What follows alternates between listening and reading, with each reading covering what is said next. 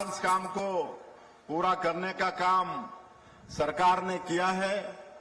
आप सभी को मालूम है कि 2023 के विधानसभा चुनाव में हमारी भारतीय जनता पार्टी का वादा था 36 करोड़ छत्तीसगढ़ की 3 करोड़ जनता से, और हमारे देश के यशस्वी प्रधानमंत्री आदरणीय नरेंद्र मोदी जी स्वयं आकर वो भी छत्तीसगढ़ की 3 करोड़ जनता से वादा किए थे, और उन सभी वादों को हम लोग मोदी की गारंटी का नाम दिए हैं।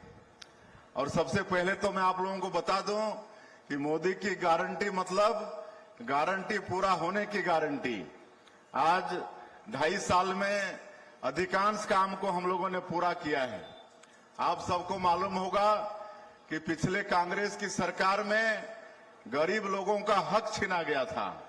जैसे सबका एक सपना होता है कि अपना घर हो, लेकिन ग्रामीण क्षेत्रों में एक भी गरीब का मकान नहीं बना था, और ऐसे 18 लाख गरीब लोग कांग्रेस की सरकार में वंचित हो गए थे।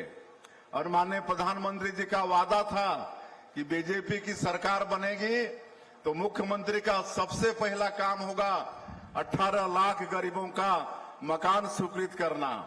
और आप सबको भी मालूम है कि 13 दिसंबर 2023 को सरकार शपथ ली, और 24 घंटा का भी देरी नहीं किए, अगले ही दिन 14 दिसंबर 2023 को पहला ही कैबिनेट में 18 लाख प्रधानमंत्री आवास की स्वीकृति दिए, और जो 40% जो राशि होता है उसकी व्यवस्था किए।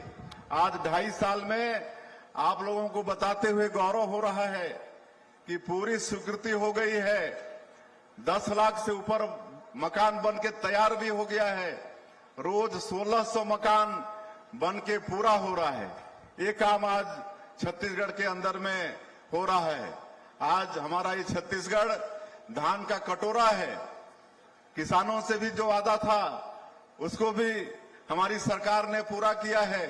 आज 3 साल हो गया है, 3100 रुपया प्रति क्विंटल धान का कीमत दे रहे हैं, 21 क्विंटल प्रति एकड़ धान खरीद रहे हैं। 2 साल का बकाया बोनस जो कांग्रेस के घोषणा पत्र में भी था, लेकिन 5 साल 1 रुपया हमारे 13 लाख किसानों को बोनस का नहीं दिए।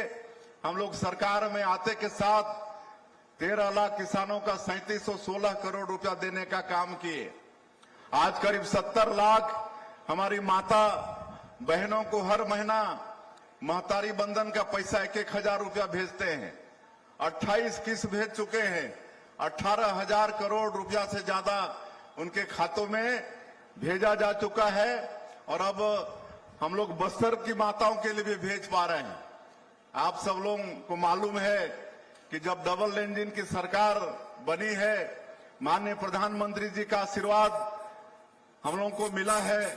हमारे केंद्रीय गृह मंत्री जी दृढ़ इच्छा शक्ति उनकी, और हमारे जवानों का अदम्य साहस, और उस क्षेत्र के लोगों का भी भरपूर आशीर्वाद मिला। और एक ऐसा काम जो असंभव सा लगता था नक्सलवाद को समाप्त करना, उसको भी समाप्त करने में हमारी सरकार सफल हुई है। और आज जब नक्सलवाद से वो क्षेत्र मुक्त हुआ है तो वहां भी सर्वे करके हमारी माताओं को आज महतारी बंधन का पैसा, वहां भी 20,000 से ज्यादा माताओं का नाम जुड़ चुका है।